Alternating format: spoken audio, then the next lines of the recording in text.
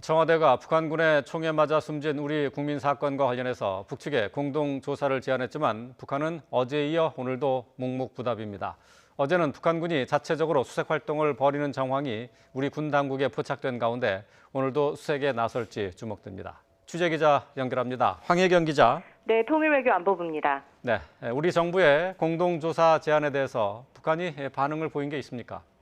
네, 아직 북한이 공동조사와 관련해 의사를 밝힌 건 없습니다. 또 청와대가 진상조사를 위한 군사통신선 복구와 재가동을 요청한 데 대해서도 여전히 묵묵부답입니다. 청와대가 제안한 게 지난 일요일 오후인데 어제에 이어 오늘도 침묵을 이어가고 있는 겁니다. 북한은 이번 공무원 피살 사건과 관련해 이틀 전 북한 주민들은 볼 수 없는 관영 매체인 조선중앙통신을 통해 우리 측이 수색 과정에서 자신들의 영해를 침범하고 있다며 중단을 요구한 것 외에 일절 함구하고 있는데요.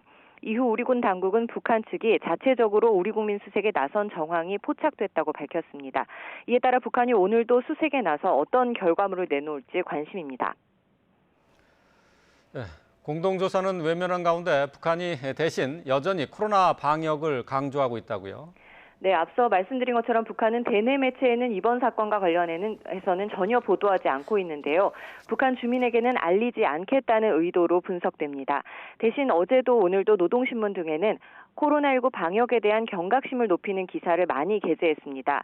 매체들은 비상 방역 사업을 공세적으로 벌여나가는 게 중요하다면서 자그마한 공간과 허점도 말끔히 찾아내 빈틈없는 대책을 세워야 한다고 강조했습니다.